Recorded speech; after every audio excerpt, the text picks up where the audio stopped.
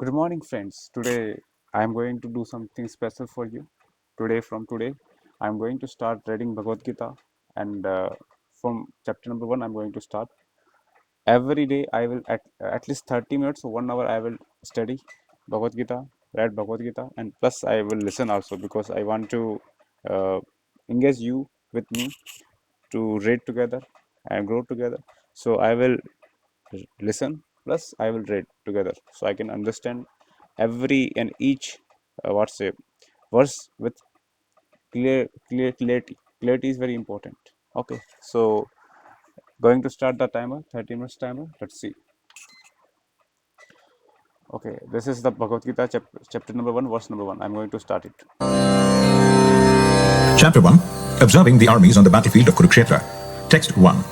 धृतराष्ट्र उवाच धर्मक्षेत्रे कुरुक्षेत्रे समवेतायुयुत्सवः मामकाः पाण्डवाश्चैव किमकुर्वत Sanjay. Translation.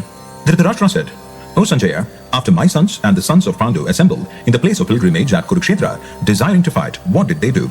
Purport.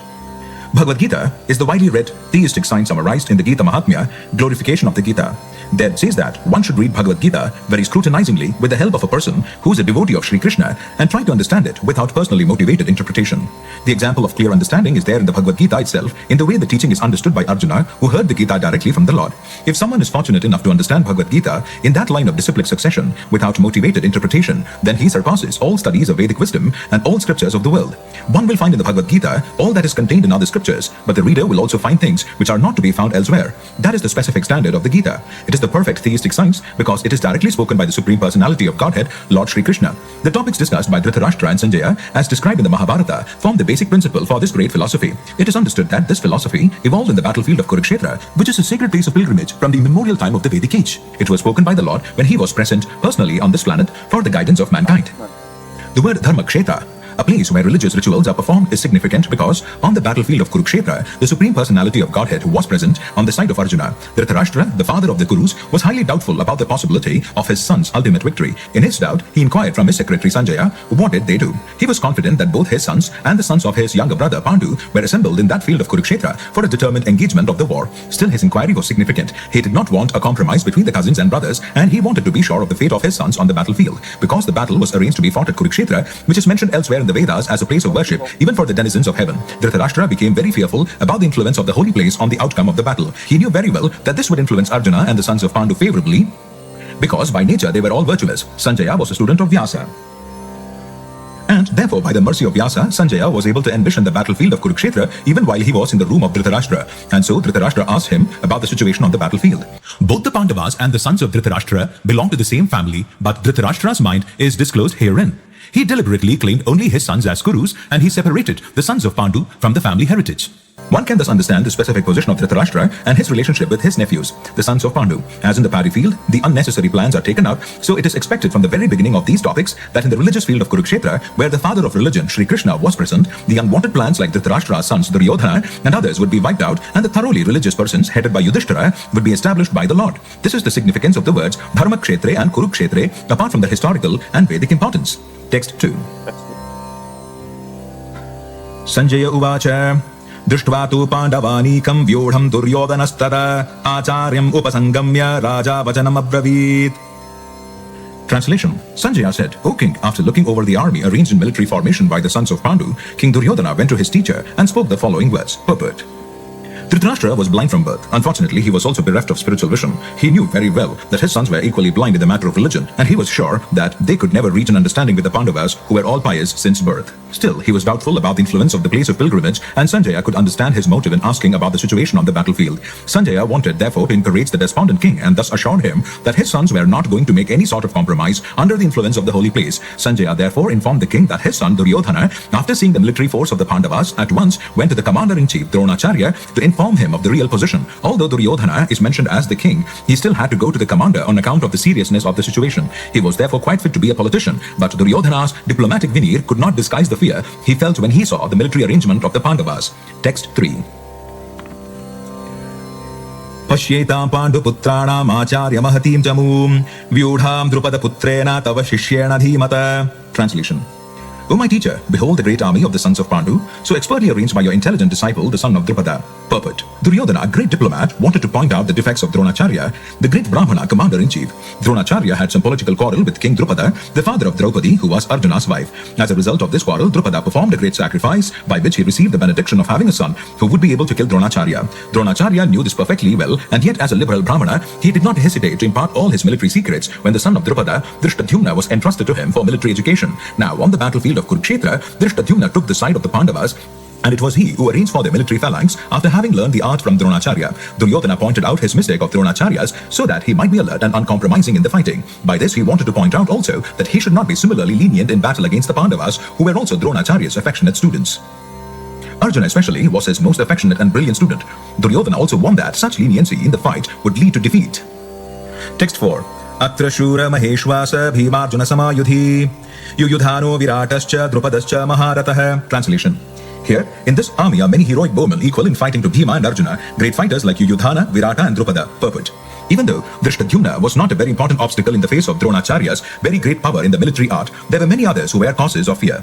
They are mentioned by Duryodhana as great stumbling blocks on the path of victory because each and every one of them was as formidable as Bhima and Arjuna. He knew the strength of Bhima and Arjuna, and thus he compared the others with them. Text 5. दृष्टकेतुश्चेकितानः काशीराजश्च वीर्यवान् Purujit कुन्तिभोजश्च शैब्यश्च नरपुङ्गवः. Translation. There are also great heroic powerful fighters like Drishtaketu, Chekitana, Kashiraja, Purujit, Kuntibhoja and Saibya. Text 6. युधामन्युश्च विक्रान्त उत्तमौजाश्च वीर्यवान् सौभद्रो द्रौपदेयाश्च सर्व एव महारथाः. There are mighty Yudhamanyu, the very powerful Uttamauja, the son of Subhadra, and the sons of Draupadi. All these warriors are great chariot fighters. Text 7. अस्माकं तु विशिष्टाये तान् निबोधद्विजोत्तमा नायका मम सैन्यस्य संज्ञार्थं तान् ब्रवीमि ते. Translation. But for your information, O best of the Brahmanas, let me tell you about the captains who are especially qualified to lead my military force. Text 8. भवान् भीष्मश्च कर्णश्च कृपश्च समितिञ्जयः अश्वत्थामा विकर्णश्च सौमदत्तिस्तथैव च. Translation. There are personalities like you, Bhishma, Karna, Kripa, Ashwathama, Vikarna, and the son of Somadatta called Bhurishrava, who are always victorious in battle. Purport. Duryodhana mentions the exceptional heroes in the battle, all of whom are ever victorious. Vikarna is the brother of Duryodhana, Ashwathama is the son of Dronacharya, and Saumadatti or Bhurishrava, the son of the king of the Bahalikas. Karna is the half-brother of Arjuna, as he was born of Kunti before her marriage with King Pandu. Kripacharya's twin sister married Dronacharya. Text 9. अन्ये च बहवः शूरा मदर्थे त्यक्तजीविताः नानाशस्त्रप्रहरणाः सर्वे युद्धविशारदाः. Translation. There are many other heroes who are prepared to lay down their lives for my sake. All of them are well equipped with different kinds of weapons and all are experienced in military science. Purport. As far as the others are concerned, like Jayadratha, Kritavarma and Shalya, all are determined to lay down their lives for Duryodhana's sake. In other words, it is already concluded that all of them would die in the battle of Kurukshetra for joining the party of the sinful Duryodhana. Duryodhana was of course confident of his victory on account of the above mentioned combined strength of his friends. Text 10. अपर्याप्तं तदस्माकं बलं भीष्माभिरक्षितं पर्याप्तं त्विदमेतेषां बलं भीमाभिरक्षितं. Translation. Our strength is immeasurable and we are perfectly protected by grandfather Bhishma, whereas the strength of the Pandavas, carefully protected by Bhima, is limited. Purport. Herein, an estimation of comparative strength is made by Duryodhana. He thinks that the strength of his armed forces is immeasurable, being specifically protected by the most experienced general, grandfather Bhishma. On the other hand, the forces of the Pandavas are limited, being protected by a less experienced general, Bhima, who is like a fig in the presence of Bhishma. Duryodhana was always envious of Bhima because he knew perfectly well that if he should die at all, he would only be killed by Bhima. But at the same time, he was confident of his victory on account of the presence of Bhishma, who was a far superior general. His conclusion that he would come out of the battle victorious was well ascertained. Text 11. अयनेषु च सर्वेषु यथा भागमवस्थिताः भीष्ममेवाभिरक्षन्तु भवन्तः सर्व एव हि. Translation. All of you must now give full support to grandfather Bhishma as you stand at your respective strategic points of entrance into the phalanx of the army. Purport. Duryodhana, after praising the prowess of Bhishma, further considered that others might think that they had been considered less important. So in his usual diplomatic way, he tried to adjust the situation in the above words. He emphasized that Bhishma Deva was undoubtedly the greatest hero, but he was an old man, so everyone must especially think of his protection from all sides. He might become engaged in the fight, and the enemy might take advantage of his full engagement on one side. Therefore, it was important that other heroes not leave their strategic positions and allow the enemy to break the phalanx. Duryodhana clearly felt that the victory of the Kurus depended on the presence of Bhishma Deva. He was confident of the full support of Bhishma Deva and Dronacharya in the battle because he well knew that they did not even speak a word when Arjuna's wife Draupadi, in her helpless condition, had appealed to them for justice while she was being forced to appear naked in the presence of all the great generals in the assembly. Although he knew that the two generals had some sort of affection for the Pandavas, he hoped that these generals would not completely give it up. as they had done during the gambling performances. Text 12. तस्य सञ्चनयन् हर्षं कुरु वृद्धः पितामहः सिंहनादं विनद्योचैः शङ्खं दद्मौ प्रतापवान्. Translation. Then Bhishma, the great valiant grandsire of the Kuru dynasty, the grandfather of the fighters, blew his conch shell very loudly, making a sound like the roar of a lion, giving Duryodhana joy. Purport. The grandsire of the Kuru dynasty could understand the inner meaning of the heart of his grandson Duryodhana, and out of his natural compassion for him, he tried to cheer him by blowing his conch shell very loudly, befitting his position as a lion. Indirectly, by the symbolism of the conch shell, he informed his depressed grandson Duryodhana that he had no chance of victory in the battle because the Supreme Lord Krishna was on the other side. But still, it was his duty to conduct the fight, and no pains would be spared in that connection. Text 13. ततः शङ्खाश्च भैर्यश्च प्रणवानकगोमुखाः सहसैवाभ्यहन्यन्त सशब्दस्तु मुलोऽभवत्. Translation. After that, the conch shells, drums, bugles, trumpets, and horns were all suddenly sounded, and the combined sound was tumultuous. Text 14. ततः श्वेतैर्हयैर्युक्ते महति स्यन्दने स्थितौ माधवः पाण्डवश्चैव दिव्यौ शङ्खौ प्रदध्मतुः. Translation. On the other side, both Lord Krishna and Arjuna, stationed on a great chariot drawn by white horses, sounded their transcendental conch shells. Purport.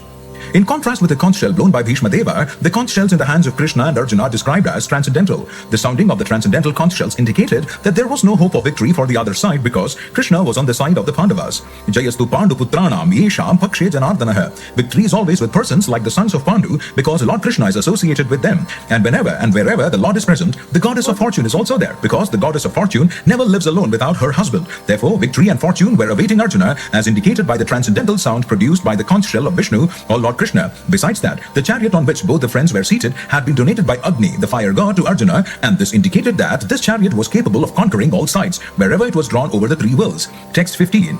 पाञ्चजन्यं हृषीकेशो देवदत्तं Dhananjay पौण्ड्रं दद्मौ महाशङ्खं भीमकर्मा वृकोदरः. Translation. Lord Krishna blew his conch shell called Panchajanya, Arjuna blew his, the Devadatta, and Bhima, the voracious eater and performer of Herculean tasks, blew his terrific conch shell called Poundra. Purport. Lord Krishna is referred to as Rishikesha in this verse because he is the owner of all senses. The living entities are part and parcel of him, and therefore the senses of the living entities are also part and parcel of his senses. The impersonalists cannot account for the senses of the living entities, and therefore they are always anxious to describe all living entities as senseless or impersonal. The Lord, situated in the hearts of all living entities, directs their senses, but he directs in terms of the surrender of the living entity, and in the case of a pure devotee, he directly controls the senses. Here on the battlefield of Kurukshetra, the Lord directly controls the transcendental senses of Arjuna, and thus his particular name of Rishikesha.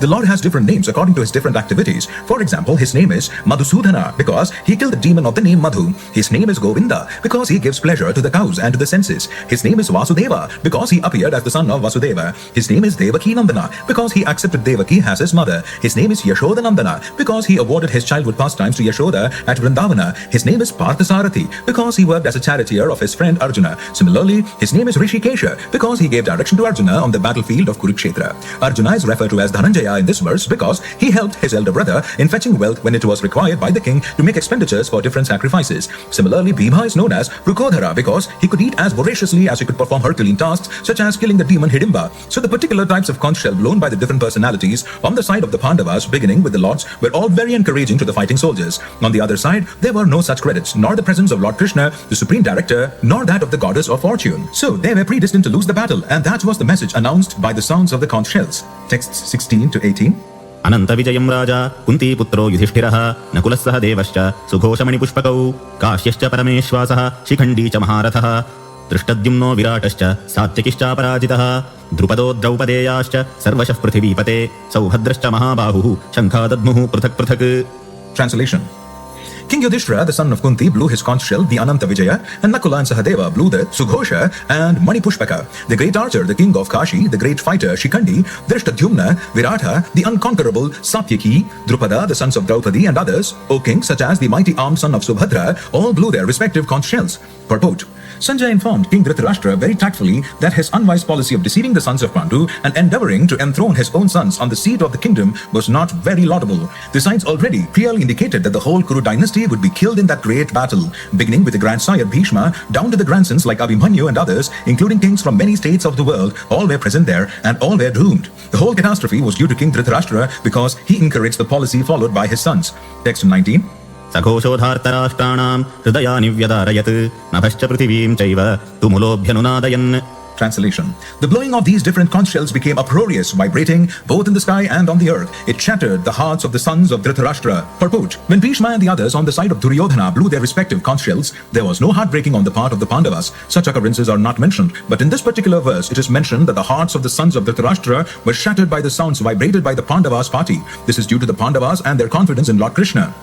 One who takes shelter of the Supreme Lord has nothing to fear, even in the midst of the greatest calamity. Text 20. अथ व्यवस्थितान् दृष्ट्वा धार्तराष्ट्रान् कपिध्वजः प्रवृत्ते शास्त्रसम्पाते धनुरुद्यम्य पाण्डवः ऋषिकेशं तदा वाक्यमिदमाह महीपते.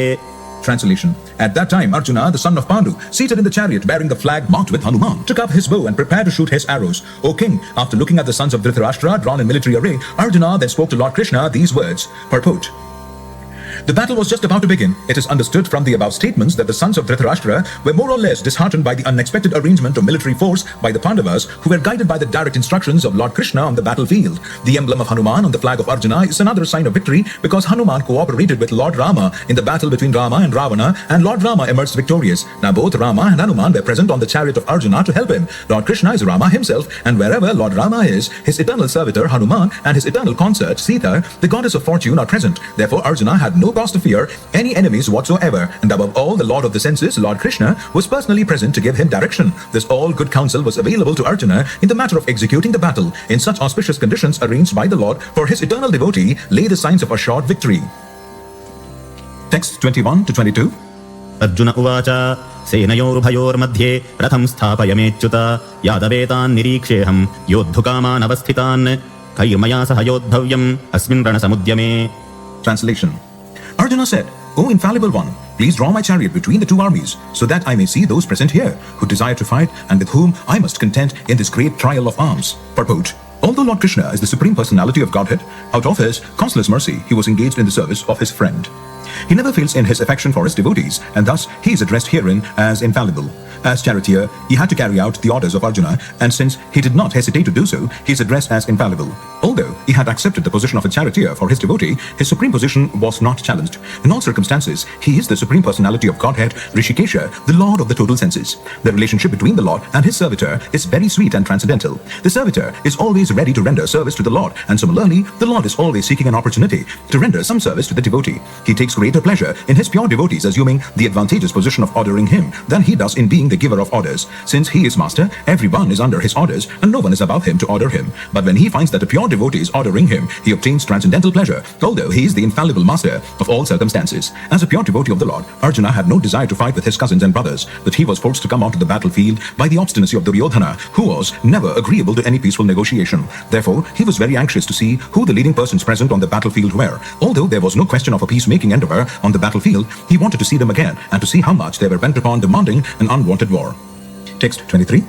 योत्स्यमानानवेक्षेऽहं य एतत्र समागताः धार्तराष्ट्रस्य दुर्बुद्धेर्युद्धे प्रियचिकीर्षयः. Translation. Let me see those who have come here to fight, wishing to please the evil-minded son of Dhritarashtra. Purport.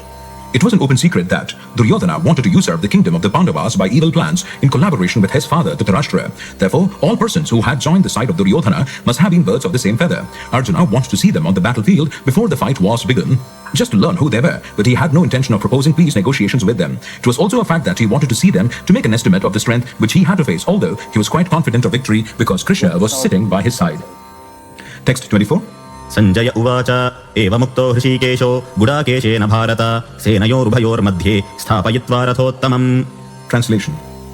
Sanjaya said, O descendant of Bharata, having thus been addressed by Arjuna, Lord Krishna drew up the fine chariot in the midst of the armies of both parties. Purport. In this verse, Arjuna is referred to as Gudakesha.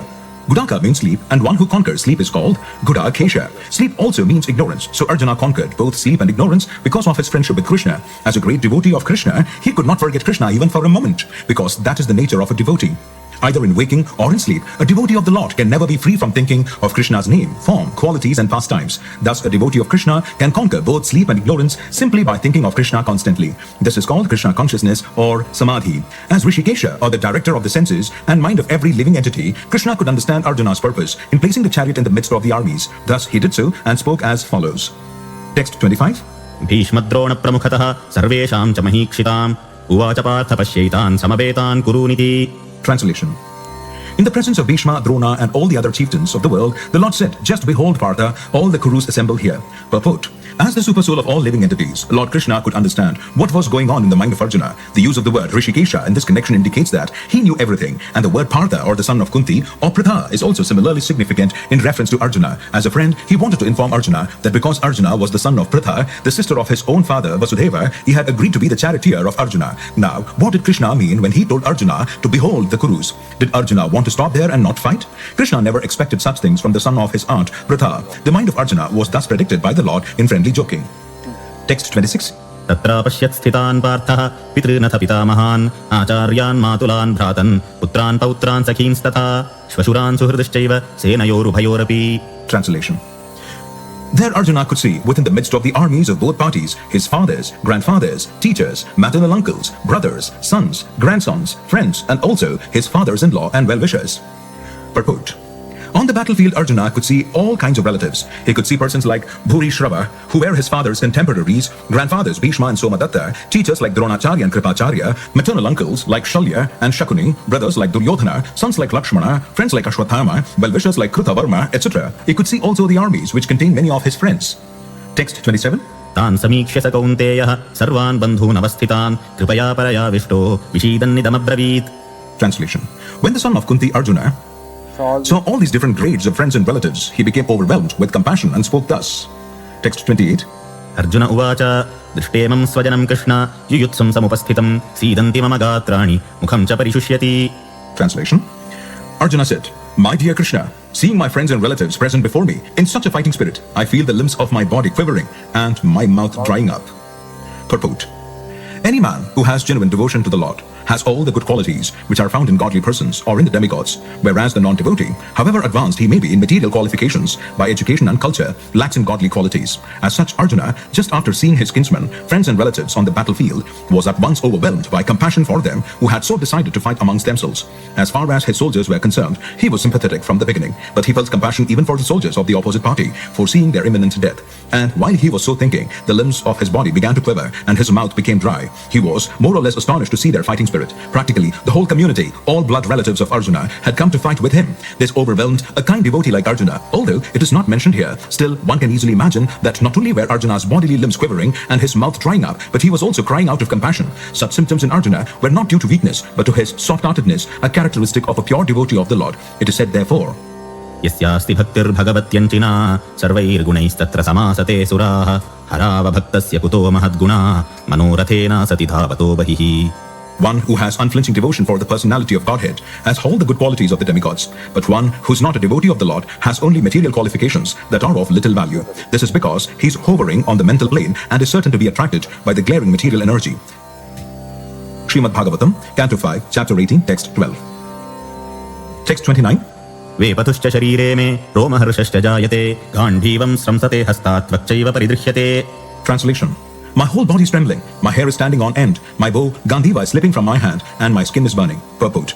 There are two kinds of trembling of the body, and two kinds of standings of the hair on end. Such phenomena occur either in great spiritual ecstasy or out of great fear under material conditions. There is no fear in transcendental realization. Arjuna's symptoms in this situation are out of material fear, namely loss of life. This is evident from other symptoms also. He became so impatient that his famous bow Gandhiva was slipping from his hands, and because his heart was burning within him, he was feeling a burning sensation of the skin. And all these are due to a material conception of life. Text 30. न च शक्नोम्यवस्थातुं भ्रमतीव च मे मनः निमित्तानि च पश्यामि विपरीतानि Keshav. Translation.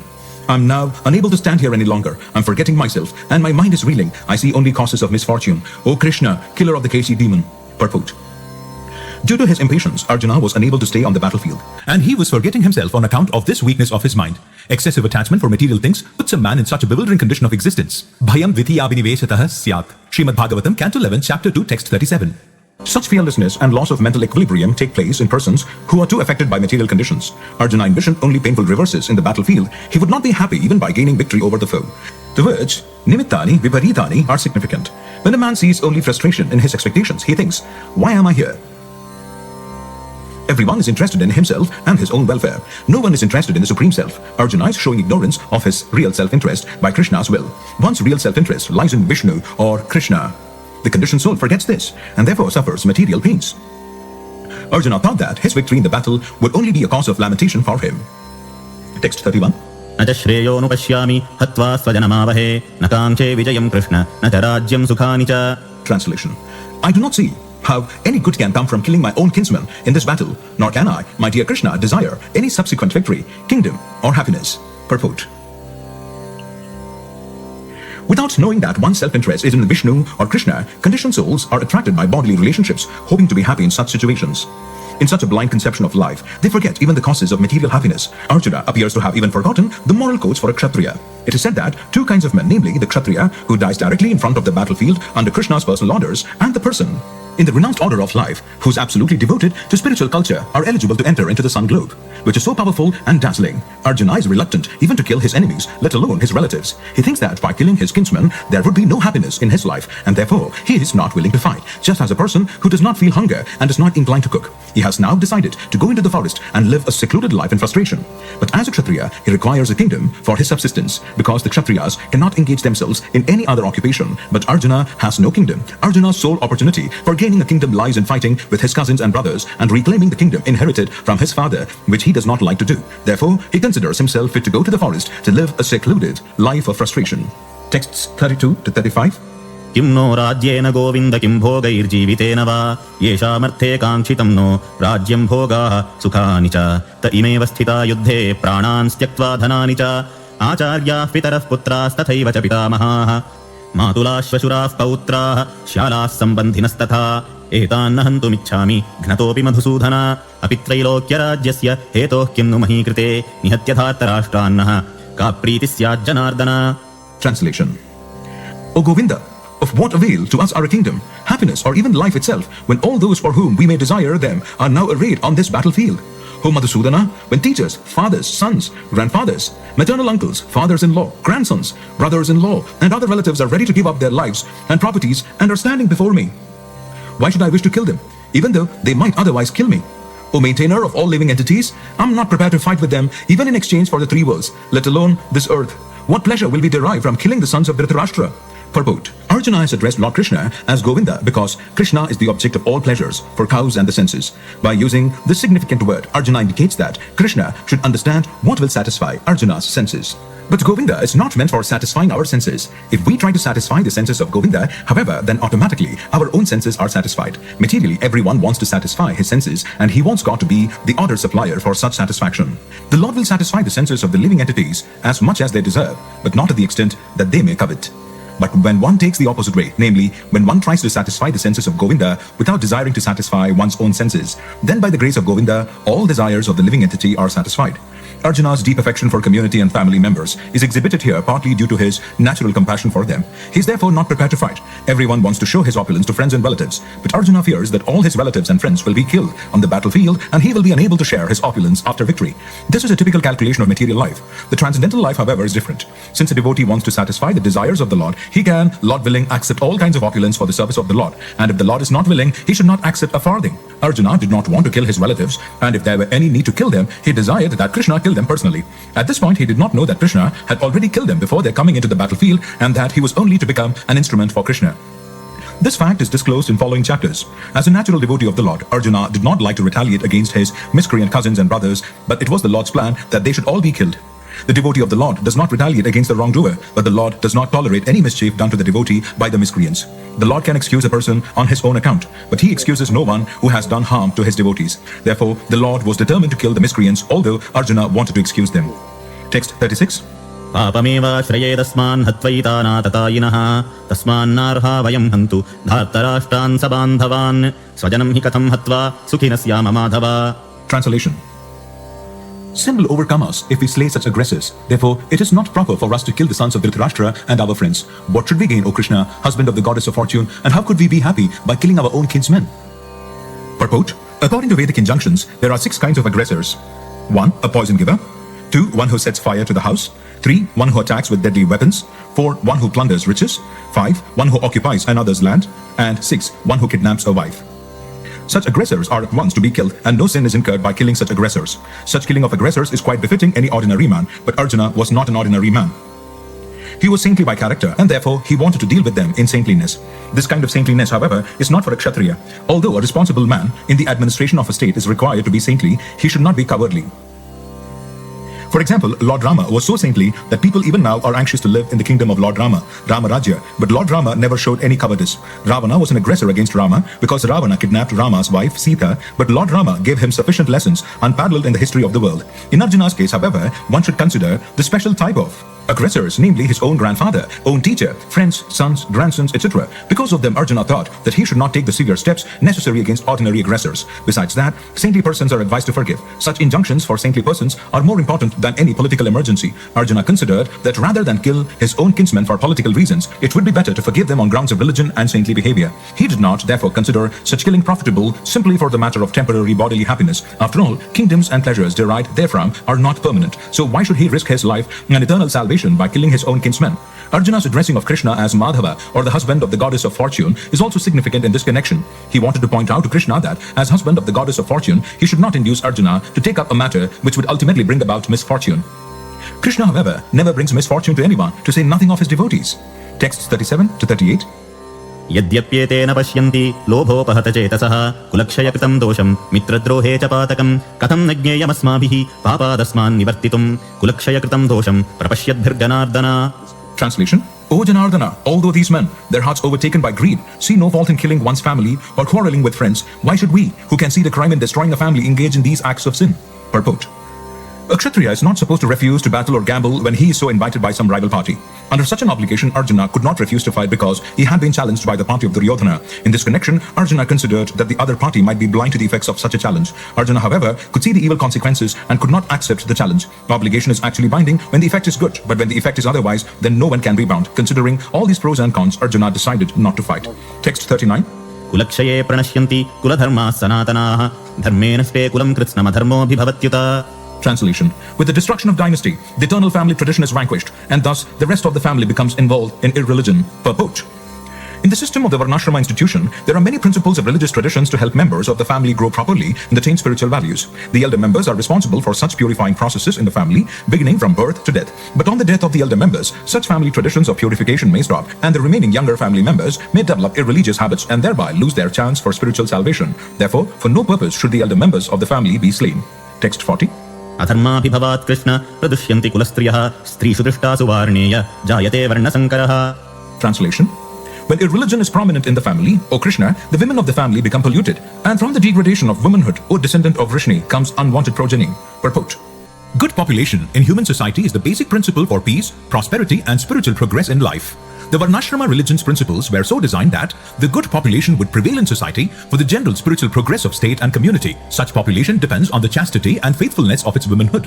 As children are very prone to be misled, women are similarly very prone to degradation. Therefore, both children and women require protection by the elder members of the family. By being engaged in various religious practices, women will not be misled into adultery. According to Chanakya Pandita, women are generally not very intelligent and therefore not trustworthy. So the different family traditions of religious activities should always engage them, and thus their chastity and devotion will give birth to a good population eligible for participating in the Varnashrama system. On the failure of such Varnashrama dharma, naturally the women become free to act and mix with men, and thus adultery is indulged in at the risk of unwanted population. Irresponsible men also provoke adultery in society, and thus unwanted children flood the human race at the risk of war and pestilence. Text 41. संकरो नरकायैव कुलघ्नानां कुलस्य च पतन्ति पितरो ह्येषां लुप्तपिण्डोदकक्रियाः. Translation: an increase of unwanted population certainly causes hellish life both for the family and for those who destroy the family tradition. The ancestors of such corrupt families fall down because the performances for offering them food and water are entirely stopped. Purport: according to the rules and regulations of fruitive activities, there is a need to offer periodical food and water to the forefathers of the family. This offering is performed by worshipping of Vishnu, because eating the remnants of food offered to Vishnu can deliver one from all kinds of sinful actions. Sometimes the forefathers may be suffering from various types of sinful reactions, and sometimes some of them cannot even acquire a gross material body and are forced to remain in subtle bodies as ghosts. Thus, when remnants of prasadam, food, are offered to forefathers by descendants, the forefathers are released from ghostly or other kinds of miserable life. Such help rendered to forefathers is a family tradition, and those who are not in devotional life are required to perform such rituals. One who is engaged in the devotional life is not required to perform such actions. Simply by performing devotional service, one can deliver hundreds and thousands of forefathers from all kinds of misery. It is stated in the Bhagavatam, Canto 11, Chapter 5, Text 41. देवर्षि भूताप्तनृणां पितॄणां न किङ्करो नायमृणी च राजन् सर्वात्मना यः शरणं शरण्यं गतो मुकुन्दं परिहृत्य कर्तम्. Anyone who has taken shelter of the lotus feet of Mukunda, the giver of liberation, giving up all kinds of obligation, and has taken to the path in all seriousness, owes neither duties nor obligations to the demigods, sages, general living entities, family members, humankind, or forefathers. Such obligations are automatically fulfilled by performance of devotional service to the Supreme Personality of Godhead. Text 42. दोषैरतैः कुलघ्नानां वर्णसङ्करकारकैः उत्साद्यन्ते जातिधर्माः कुलधर्माश्च शाश्वताः. Translation. By the evil deeds of those who destroy the family tradition and thus give rise to unwanted children, all kinds of community projects and family welfare activities are devastated. Purport. Community projects for the four orders of human society, combined with family welfare activities, as they are set forth by the institution of Sanatana Dharma or Varnashrama Dharma, are designed to enable the human being to attain his ultimate salvation. Therefore, the breaking of the Sanatana Dharma tradition by irresponsible leaders of society brings about chaos in that society, and consequently people forget the aim of life, Vishnu. Such leaders are called blind, and persons who follow such leaders are sure to be led into chaos. Text 43. उत्सन्नकुलधर्माणां मनुष्याणां जनार्दन नरके नियतं वासो भवतीत्यनुशुश्रुम. Translation. O Krishna, maintainer of the people, I have heard by disciplic succession that those whose family traditions are destroyed dwell always in hell. Purport. Arjuna bases his argument not on his own personal experience, but on what he has heard from the authorities. That is the way of receiving real knowledge. One cannot reach the real point of actual knowledge without being helped by the right person who is already established in that knowledge. There is a system in the Varnashrama institution by which, before death, one has to undergo the process of atonement for his sinful activities. One who is always engaged in sinful activities must utilize the process of atonement called the Prayaschitta. Without doing so, one surely will be transferred to hellish planets to undergo miserable lives as the result of sinful activities. Text 44. अहोबत महत्पापं कर्तुं व्यवसिता वयं यद्राज्यसुखलोभेन हन्तुं स्वजनमुद्यताः. Translation. Alas, how strange it is that we are preparing to commit gratefully sinful acts. Driven by the desire to enjoy royal happiness, we are intent on killing our own kinsmen. Purport. Driven by selfish motives, one may be inclined to such sinful acts as the killing of one's own brother, father, or mother. There are many such instances in the history of the world, but Arjuna, being a saintly devotee of the Lord, is always conscious of moral principles and therefore takes care to avoid such activities. Text 45. यदि मामप्रतीकारमशस्त्रं शस्त्रपाणयः धार्तराष्ट्रारणे हन्यस्तमे क्षेमतरं भवेत्. Translation. Better for me if the sons of Dhritarashtra, weapons in hand, were to kill me unarmed and unresisting on the battlefield. Purport. It is the custom, according to Kshatriya fighting principles, that an unarmed and unwilling foe should not be attacked. Arjuna, however, decided that even if attacked by the enemy in such an awkward position, he would not fight. He did not consider how much the other party was bent upon fighting. All these symptoms are due to soft-heartedness, resulting from his being a great devotee of the Lord. Text 46. Sanjay उवाच एवमुक्त्वा अर्जुनः सङ्ख्ये रथोपस्थ उपाविशत् विसृज्य सशरं चापं शोकं संविघ्नमानसः. Translation. Sanjaya said, Arjuna, having thus spoken on the battlefield, cast aside his bow and arrows and sat down on the chariot, his mind overwhelmed with grief. Purport. While observing the situation of his enemy, Arjuna stood up on the chariot, but he was so afflicted with lamentation that he sat down again, setting aside his bows and arrows. Such a kind and soft-hearted person, in the devotional service of the Lord, is fit to receive self-knowledge. Thus end the Bhaktivedanta purports to the first chapter of the Srimad Bhagavad Gita in the matter of observing the armies on the battlefield of Kurukshetra. So, the first chapter is completed of Srimad Bhagavad Gita, observing the armies in the battlefield of Kurukshetra. Thank you so much for listening it. Now I'm going to take a break. Chapter 2. Contents of the Gita. Then I will continue chapter 2. The contents of Gita summarized. Okay. So I'm going to pause it. Thank you so much.